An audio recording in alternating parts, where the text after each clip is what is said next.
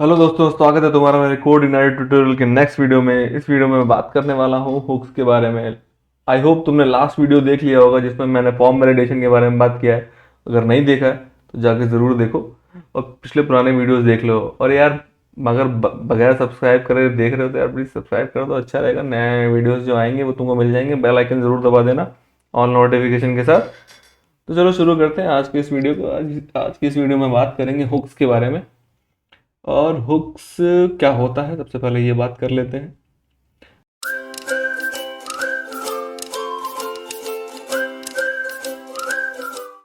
तो hooks basically एक ऐसा फीचर है कोड इग्नाइटर का जिसके थ्रू तुम कोर फंक्शनैलिटी को एक्सेस कर सकते हो बगैर कोर फंक्शनैलिटी को छेड़े। कितना कूल फीचर है। तो इसमें ये कितने टाइप का होता है, कैसे इनेबल करते हैं, कैसे यूज़ कर सकते हैं, क्या यूज़ केस है, मैं ये भी बताता हूँ। सबसे पहले चलते हैं चल कि हुक्स का जो पेज है इनका, hooks.html यूज़र गाइड 3, क्योंकि हमारा वर्जन 3 है तो हम 3 वाला देखते हैं। तो इसमें ऐसा ये भी लिखते हैं कि coordinator hook feature provides a means to tap into and modify the inner working of the framework without hacking the core files। जैसा कि मैंने बोला, बगैर कोर फाइल्स को छेड़े हुए आप अपना कोड इम्प्लीमेंट कर सकते हो एप्लीकेशन फ्लो के अंदर। तो उसको इनेबल करने का तरीका क्या होता है। सबसे पहले हमें जाना है config.php में और यहाँ पे इनेबल हुक ट्रू कर देना है। डिफाइनिंग हुक, अब इसमें क्या करना है, हुक्स डॉट पी में जाके आपको ऐसा वैसे डिफाइन कर देना है। यहाँ पे आपका जो हुक का नाम है बेसिकली वो प्री कंट्रोलर है। हुक का नाम इसी तरीके आपके 3 टाइप में बताता हूँ। प्री कंट्रोलर, पोस्ट कंट्रोलर और डिस्प्ले ओवरराइड। डिस्प्ले ओवरराइड शायद यहाँ पे नहीं है यहाँ पे। और भी काफ़ी सारे हैं। Pre system, pre controller, post controller constructor, post controller, display override, cache override, post system. तो इतने सारे आपके हैं। तो आप अपने यूसेज के अकॉर्डिंग यूज़ कर सकते हो। जैसे आपको कुछ यूज़ करने के बाद, मतलब कुछ एग्जीक्यूशन करने के बाद करना है तो आप अपना पोस्ट कंट्रोलर में डाल सकते हो। प्री कंट्रोलर में आप रन टाइम पे डाल सकते हो। डिस्प्ले ओवरराइड में आप डिस्प्ले में कुछ चेंजेस करना चाहते हो तो ये वहाँ पे चेंजेस करता है। तो बेसिकली आज हम जो यूज़ करने वाले हैं वो प्री कंट्रोलर यूज़ करने वाले हैं। इसका मैं यूज़ केस बताता हूँ आपको। आप सोचो कि हुक का क्या यूज़ है, मतलब मैं करूँ ही क्यों, सारा काम तो मेरा ऐसे ही हो रहा है। चलो मैं आपको एक सिनारियो बता देता हूँ कि जब आपका इन्वायरमेंट प्रोडक्शन हो जाता है तो आपको वेबसाइट पे कोई एरर्स दिखाई नहीं देती। तो आपके पास दो ही तरीके हैं। या तो आप जाके लॉग्स में देखोगे कि क्या एरर है। तो वो एक ये है कि आपको पहले आइडेंटिफाई करना पड़ेगा, अच्छा ये एरर आ रहा है, और ऐसे ऐसे करके लाइव करके करोगे। और इससे बढ़िया है कि मान लो कि, और वो भी तब पता चलेगा आपको जब आप जाके देखोगे, वेबसाइट पे ओपन करके देखोगे कि हाँ एक्चुअली में यहाँ पे एरर आ रहा है। तो अब एरर क्या है तब लॉग्स में देखोगे। तो अब इसका फिर, लेकिन एक ये आइडियल सिनेरियो नहीं है। इस सिनेरियो में आपको क्या चाहिए कि आपके पास एक कोई मेल आ जाए जिसमें आपको ये पता चले कि हाँ ये एरर आया है, ऐसा एरर आ चुका है। ठीक है, तो हम लोग क्या करेंगे कि उस एरर का जो एक्सेप्शन आ रहा है, जो एक्सेप्शन का फंक्शन होता है, अब उसमें हम कुछ ऐसा कर देंगे ताकि हमको मेल आ जाए कि क्या एरर आया है। ठीक है, तो इसके लिए हम क्या कर सकते हैं कि एक एक्सेप्शन हुक बना सकते हैं जो हमारा प्री कंट्रोलर में सेट हो जाएगा और वो ग्लोबल एक्सेप्शन को ओवरराइड करेगा, जिसके थ्रू वो जो एक्सेप्शन आया है वो गेट करके मुझे मेल कर देगा। ठीक है, तो चलो देखते हैं इसको कैसे इम्प्लीमेंट कर सकते हैं।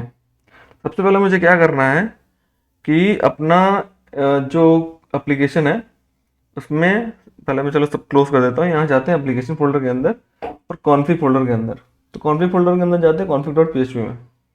अब इसमें मैं क्या करता हूँ, चलो एक चीज़ हमने और नहीं करी है, लॉग्स इनेबल नहीं करे तो हम लॉग्स इनेबल कर देते हैं।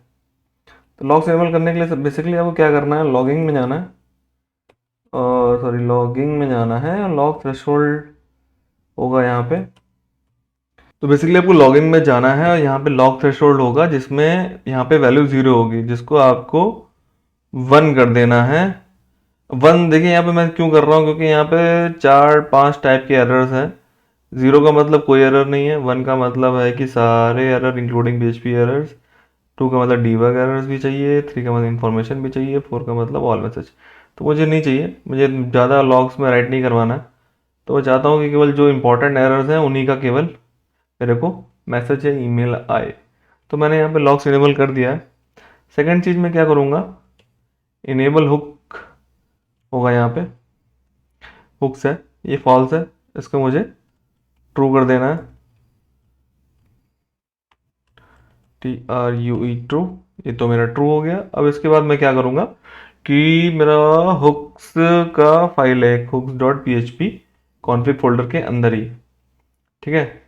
तो मुझे यहाँ पर बेसिकली अपना हुक लिखना है, मतलब उसकी कॉन्फ़िगरेशन लिखनी है। तो ये अपना एक डिफ़ॉल्ट कॉन्फ़िगरेशन का ये यहाँ पर सेटअप है, मैं इसको कॉपी करके यहीं पेस्ट कर देता हूँ। और इसमें कुछ कुछ चीज़ें, मुझे पैरामीटर कुछ नहीं भेजना है। जैसे अब क्या है कि आपका क्लास कौन सा है, तो क्लास बेसिकली हम वो उस जो फाइल जो जो बनाएंगे जिसमें हम अपना कोड लिखेंगे उस क्लास का नाम लिखना है। तो मैं जैसे यहाँ पे लिख देता हूँ एक्सेप्शन हुक, इससे मेरे को क्लियर हो रहा है कि ये एक्सेप्शन के लिए हुक बनाया मैंने, ठीक है। और ऐसा ही फिर मैं काम करता हूँ फाइल नेम में, तो एक्सेप्शन डॉट पीएचपी बन जाएगा। फंक्शन में लिख देता हूँ, क्योंकि मुझे एक अपना कस्टम एक्सेप्शन सेट करना है, तो मैं इसमें नाम लिख देता हूँ सेट एक्सेप्शन हैंडलर। ऐसा कुछ भी नाम लिख सकते हो, कोई दिक्कत नहीं है। अपना नाम लिख दो, अपने भाई का नाम लिख दो, कोई दिक्कत नहीं है। तो हमने यहाँ एक फंक्शन लिख दिया सेट एक्सेप्शन हैंडलर, और ये फाइल का बात है हुक्स। तो हुक्स बेसिकली हमारा एक फोल्डर है जिसके अंदर हमें फाइल बनानी है। अब तुम ये सोच रहे हो कि ये सब मैंने पहले को नहीं पता, क्योंकि पहले ज़रूरत नहीं थी भाई, तो अभी ज़रूरत है तो अभी करेंगे। तो हमने यहाँ पर एक नया बनाना है फाइल, जिसका नाम हम लिख देते हैं जो हमने यहाँ पे लिखा हुआ है exception dot P H P. मेरी बन गई फाइल जो मेरी हुक की फाइल है। अब यहाँ पे मुझे इसको क्लास बना देना है। तो क्लास के लिए बेसिकली कुछ नहीं, सिंपली करना होता है, क्लास लिखना है और क्लास का नाम जो आपका फाइल का नाम है, ठीक है। जब बन गई आपकी क्लास, अब मुझे बना लेना है यहाँ पर एक फंक्शन। फंक्शन कौन सा बनाऊंगा, जो मैंने यहाँ पे डिफाइन किया हुआ है सेट एक्सेप्शन हैंडलर। हैंडल बना दिया मैंने। और अब मैं इसके अंदर क्या करूँगा कि जो ग्लोबल पीएचपी का एक्सेप्शन हैंडल करने का एक फंक्शन है, तो उसमें अपना फंक्शन नॉर्मल कोर पीएचपी में लिख सकते हो, और वही कोड इग्नाइटर में भी हम वही करेंगे। तो हम करेंगे सेट एक्सेप्शन हैंडलर, और इसके अंदर हम पास कर देंगे एक मेथड। अब क्योंकि कॉल बैक है, तो कॉल बैक में मेथड पास करने का तरीका डिफरेंट होता है। अब ऐसा फंक्शन करके पास नहीं कर सकते। तो अभी इसी क्लास का फंक्शन है, तो मैं यहाँ पे लिख देता हूँ ऐसे, और हैंडल एक्सेप्शन, ठीक है, ये मैंने बना दिया।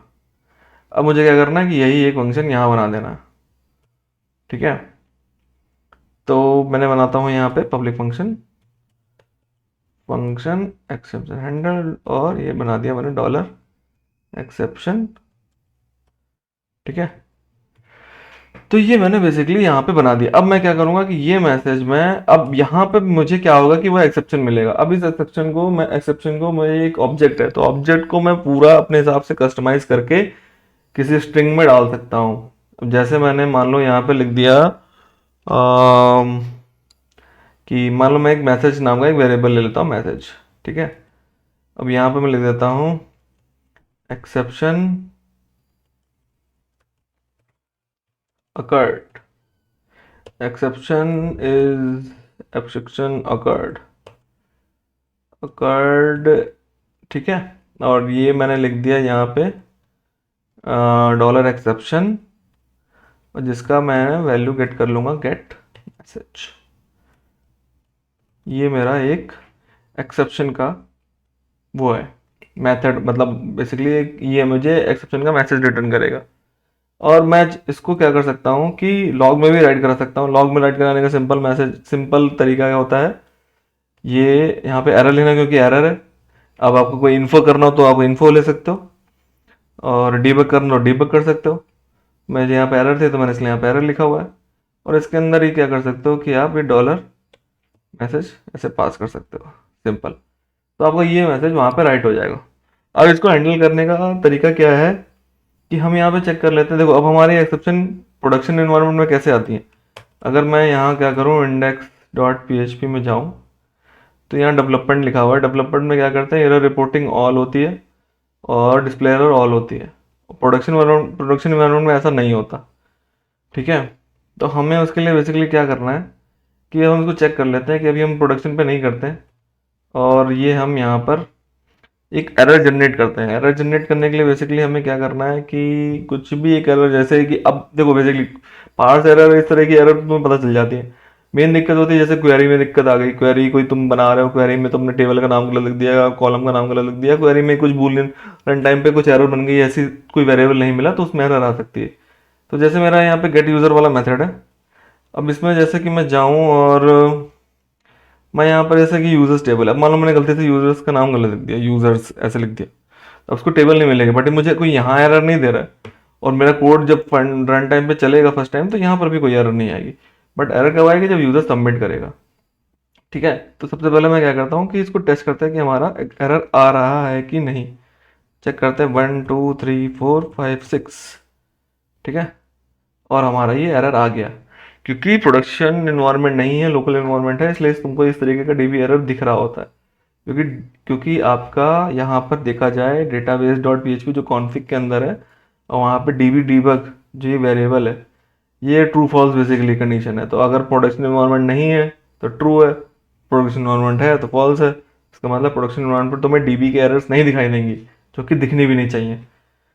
ठीक है, तो हमने क्या किया था कि अब एरर आ गया है, तो एरर आया है तो हमारा लॉग लॉग फाइल भी बना होगा, लॉग फाइल बन गया, और इसमें एरर भी आ गया। देखो ये एरर पूरा आ गया है कि तुमने यहाँ पे कुछ एक क्या कर दिया, invalid query something, table does not exist users. ठीक है, अब ये एरर आ गया। अब सोचो कि अगर ये लाइव पे एरर आएगा तो लाइव पे एरर कैसा आएगा? तो मैं बेसिकली यहाँ पे जाऊँ, और मैंने मान लो एक तो हम इन्वायरमेंट वेरिएबल से सेट कर सकते हैं, बट मैं अभी यहाँ पे लोकल लिख देता हूँ प्रोडक्शन। ठीक है, तो अब देखते हैं कि इसमें क्या होगा। ठीक है, तो मैं यहाँ पे मान लो वैल्यू डाल देता हूँ 1 2 3 4 5 6, और अब देखो पेज हो गया ब्लैंक। अब यूज़र को कुछ समझ में आया नहीं कि भाई एरर आई है कि क्या हुआ है, उसे कुछ नहीं पता।